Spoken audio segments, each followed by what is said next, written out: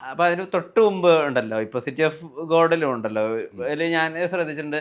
ഇപ്പൊ ഞാൻ ആ സിനിമ തിയേറ്ററിൽ നിന്ന് കണ്ട ചുരുക്കം ചില ആളുകളിൽ ഒരാളാണ്. അപ്പം അതിലൊരു നടത്തമുണ്ട്, ഈ ഡെഡ് ബോഡി ആയിട്ട് മുമ്പിൽ രഞ്ജിത്തും മുമ്പിൽ ഇന്ദ്രജിത്തും ബാക്കിൽ ചേട്ടനും കൂട്ടിലൊരു നടത്തമുണ്ട് ഡെഡ് ബോഡി ആയിട്ട്, അപ്പുറത്തെ സൈഡിൽ രോഹിണിയുണ്ട്. അപ്പം ഒരു കരച്ചിലുണ്ടായിരുന്നു. അപ്പൊ ഈ തമിഴന്മാര് കരയുന്നതിനൊരു ലൗഡ്നെസ് ഉണ്ട്, ശരീരം മുഴുവൻ ഉപയോഗിച്ചിട്ട് ഒരേ സമയം അത് കരഞ്ഞങ്ങ് തീർക്കുക എന്നുള്ളതാണല്ലോ.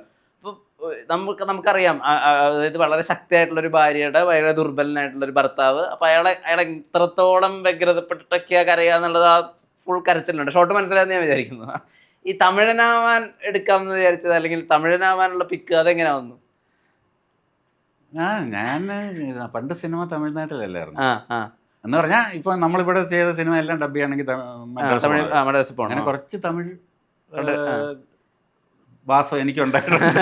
മിക്കവാറും ചെയ്ത പടത്തിനെല്ലാം നമ്മൾ തമിഴ്. അപ്പൊ അവിടെ നമ്മൾ നടക്കുമല്ലോ സാധാരണ. കണ്ടിട്ടുണ്ട്, അവരെ കണ്ടിട്ടുണ്ട്. അപ്പൊ അത് കുറെ സഹായമായി. ആണ്ടിന്നല്ലേ കഥ? ആണ്ടി.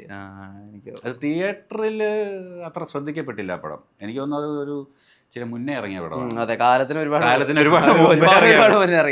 ഇപ്പോഴങ്ങനെ super duper ഹിറ്റായിരുന്നു. അത് കഴിഞ്ഞ് ഒരുപാട് പേര് ആ പടത്തിന് പറയുന്നത്, ഞാൻ പടം ഗംഭീര പടം എന്ന് പറയുന്നത്. ഒരുപാട് സിംഗിൾ ഷോട്ടുകളും ഒറ്റ അത് മുഴുവൻ ബൈ ഹാൻഡ് ക്യാമറ. അത് ഫിലിമാണ്. അതെ അതെ, ഫിലിമാണ്. വെയിറ്റാണ് ക്യാമറ. സുജിത് വാസുവിനെ സമ്മതിക്കണം, ഫുൾ ക്യാരി ആയിരുന്നു ക്യാമറ. ഈ അതിനിടയ്ക്ക് ബ്ലെസ്സിയുടെ 2 സിനിമകളിൽ അഭിനയിച്ചിട്ടുണ്ട്. അപ്പം അവരുടെയൊക്കെ കൂടെ വരുമ്പോൾ നമ്മളൊന്ന് പരുവപ്പെടുമല്ലോ. നമ്മൾ ഇത്രയാണ് വേണ്ടത്, ഇത്രയും അഭിനയിച്ചാൽ മതി, അല്ലെങ്കിൽ നമ്മൾ ചിലപ്പോൾ അവർ പറയുന്ന ഫീൽഡിൽ നിന്ന് മനസ്സിലാക്കിയതാവില്ല അവിടെ ടേക്കിന് മുമ്പ് എന്ന് പറയുക. ബ്ലെസ്സി സാറുടെ ഒരു കൂടിയതിൽ മനസ്സിലാക്കിയ കാര്യങ്ങൾ എന്തൊക്കെയാണ്? അല്ല, ഞാനിപ്പം ഒരു കോളേജിലോ അല്ലെങ്കിൽ മീൻസ് ഒരു ആക്ടിങ് സ്കൂളിലൊന്നും പോയി പഠിച്ചിട്ടല്ല എൻ്റെ ആക്ടിങ് ഉണ്ടായിരിക്കുന്നത്. പക്ഷേ എന്നെ ഒരുപാട് നാടകത്തിലാണെന്ന് പറഞ്ഞാൽ പോലും ഒരുപാട് സംവിധായകരുടെ കൈകളിൽ കൂടിയാണ് ഞാൻ രൂപപ്പെട്ടു വന്നിരിക്കുന്നത്. അപ്പം എന്നെ ഒരുപാട് പേരെന്നെ കറക്റ്റ് ചെയ്തിട്ടുണ്ടാവും. ഇതെന്നെല്ലാം ചിലപ്പോൾ ഒരു സിനിമ ചെയ്യുമ്പോൾ അതുപോലെ ആ ഡയറക്ടറുടെ അടുത്തുനിന്ന് എനിക്ക് എന്തെങ്കിലും വിലപ്പെട്ട കിട്ടിയിട്ടുണ്ടാവും. അങ്ങനെയൊക്കെയാണ് ഞാൻ പരുവപ്പെട്ടു വന്നിരിക്കുന്നത്. ബ്ലെസ്സി സാറ് പൊതുവെ ഈ സാധനം പറഞ്ഞു തരുമ്പം തന്നെ എനിക്ക് ക്ലാരിറ്റി കുറവ് തോന്നിയിട്ടില്ല. ഞാൻ ചെയ്തതിനകത്തൊന്നും പിന്നെ മോശം കറക്ഷൻസ് അങ്ങനെയൊന്നും വലിയായിട്ട് വന്നിട്ടില്ല. അതൊക്കെ ഭയങ്കര ക്ലാരിറ്റി ഉണ്ട്. അപ്പം ചെയ്യുന്നതിനകത്ത് എന്തെങ്കിലും പ്രശ്നം ഉണ്ടെങ്കിൽ അത് അന്നേരെ നോട്ടീസ്ഡ് ആയിരിക്കും. അത് കുറച്ച് ലൗഡായിരിക്കും പുള്ളിയുടെയൊക്കെ ഒരു റിയാക്ഷൻസ് എന്നൊക്കെ പറയാം. അപ്പം എനിക്ക് അങ്ങനെ വലിയ സംഭവം ഉണ്ടായിട്ടില്ല. അത് ഭാഗ്യം. പിന്നെ പുള്ളിയുടെ പ്ലേസ്മെന്റ് കറക്റ്റ് ആയിരിക്കും. പുള്ളിക്ക് എന്നെ അറിയാമല്ലോ, എവിടെ വെച്ചാൽ എവിടെ പ്ലേസ് ചെയ്യാന്ന് കറക്റ്റ് ആയിരിക്കും എന്ന് പുള്ളിക്ക് ഭയങ്കര ക്ലാരിറ്റി ഉള്ള ആളാണ്. അപ്പം അത് സാധനം വന്ന് എനിക്ക് അങ്ങനെ വേറെ കളക്ഷൻസ് ഒന്നും പുള്ളിയുടെ ഭാഗത്തുനിന്ന്. അനുമോദനം കിട്ടിയിട്ടുണ്ടോ ബ്ലെസ്സി സാറോ?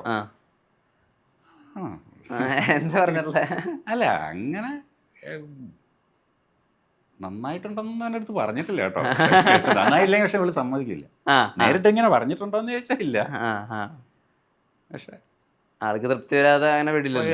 ഒരു രക്ഷയില്ല, ഒരു കോംപ്രമൈസും ഇല്ല.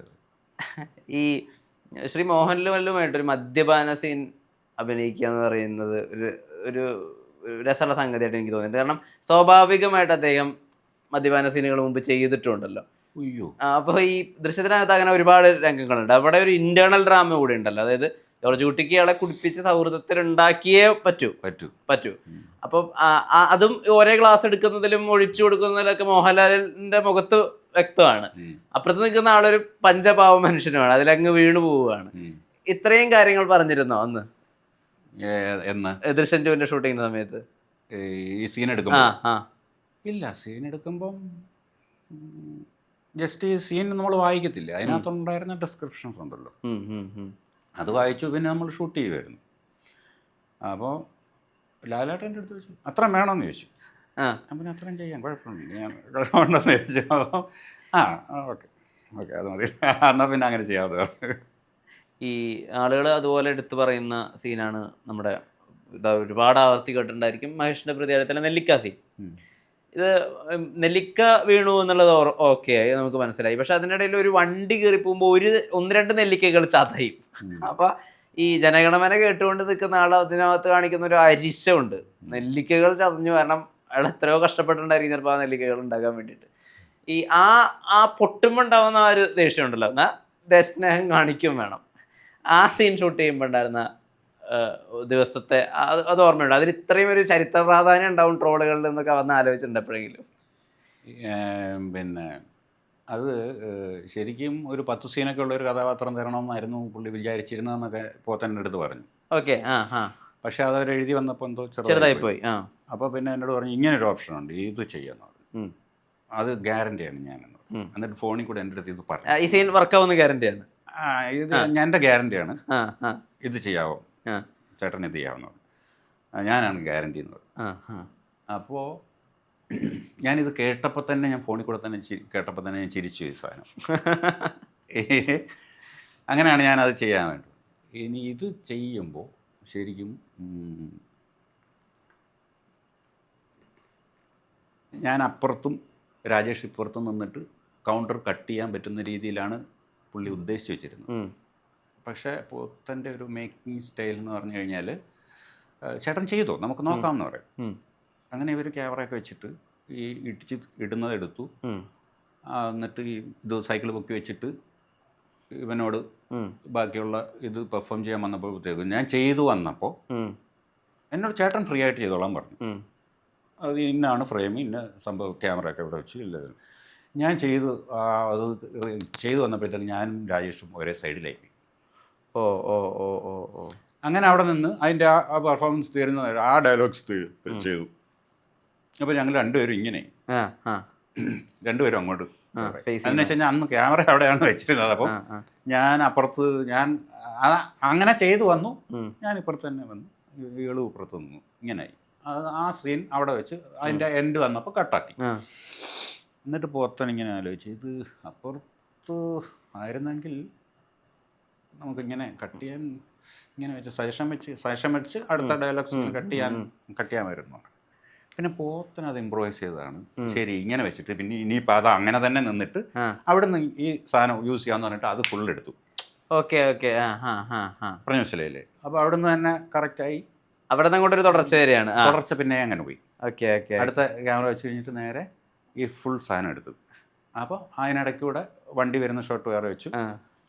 വണ്ടി വരുന്നതും ഈ സാധനവും എൻ്റെ. അപ്പോൾ ആദ്യം ഇത് വീണതിൻ്റെ താഴെ പോയതിൻ്റെ ഒരു റിയാക്ഷൻ.